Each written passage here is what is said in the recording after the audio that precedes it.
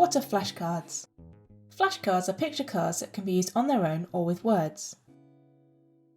There are various different types of flashcards. For example, pictures with words in the learner's first language on the same side, pictures with words in English on the same side, pictures and words in the learner's first language on one side and English words on the other side, pictures on one side and English words on the other side of the card, and picture-only flashcards with separate word-only cards to match. These could either be in English, in the learner's first language, or both. There are a number of ways teachers can use flashcards to support their EAL learners. In this video, we'll look at 7. 1. Pairs or Pelmanism. Learners place the flashcards and words face down on the table and take it in turns to turn over 2 at a time. When they find the matching pair, they keep it and have another turn. If they don't find a matching pair, it's the next learner's turn. 2. Sorting activities. Learners sort the cards into categories or groups and explain their choices, their reasoning, and the connections between the items. The items could then be sorted into groups, a table, Venn diagram, or flow diagram, for example. 3. Bingo. Choose a grid size and fill the grid with picture cards, word cards, or a mixture. In a separate pile, have the same picture or word cards. You could select cards for the learners or allow them to choose themselves. The winner is the first player to complete a line or the whole grid. You might want to get learners to do a simple matching activity before you play this to consolidate understanding. 4. Connect 4. This is like bingo but for 2 players. Here's an example of a Connect 4 board to practice vocabulary related to talking about the weather, aimed at younger learners who are new to English. Each player is given a different coloured pen or playing counter. Players then pick a flashcard up from a pile and mark the corresponding word on the board with their colour. The winner is the player who gets 4 in a row first. 5. Snap. With cards in 2 piles, players take it in turns to turn over a card and put them in the middle.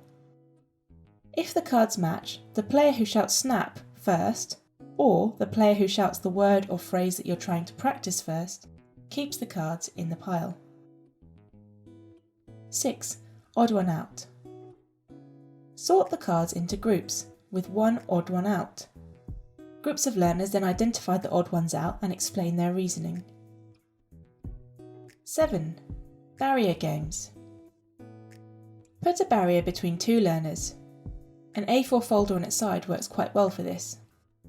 Then learners take it in turns to pick a flashcard and describe what is on it without using the word, while the other person guesses what it is.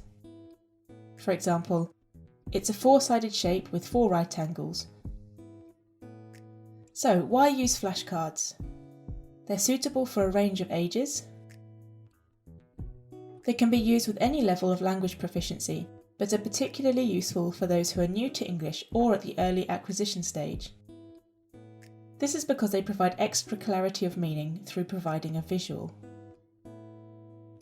They can also be used across the curriculum, and they're particularly useful for introducing, memorising, revising and consolidating vocabulary. They can also be used collaboratively to encourage discussion.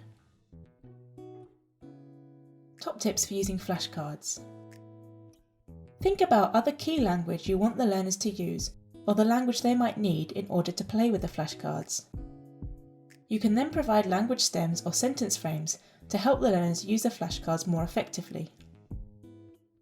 As the teacher, you can model how you want learners to use these first, and then point out the stems so the learners can refer back to them as and when they need. You could also use flashcards to accompany substitution tables. For example here, the teacher has prepared a substitution table and given learners flashcards to help identify the objects. And you might also want to encourage learners to make their own, as this can be more meaningful and memorable. How can flashcards be used for independent learning? If your learners have access to a computer or phone, you could ask them to use Quizlet, which is a free website and app that allows users to create interactive decks of flashcards, or choose from existing sets. Learners can then review them, practice spelling them, or play interactive games such as Match, where learners match the words to the definition. Or another game called Gravity, where learners need to look at the definition or word and type the corresponding word or definition before the rocks hit the floor. You might also want to direct your learners to online Pelmanisms. MatchTheMemory.com is a free website that allows you to play from a selection of ready-made flashcards, including ones with translations, and it also allows you to create your own. ESOL Courses also has a good selection of ready-made Pelmanism activities. Thank you for watching. Please click subscribe to be notified of future videos.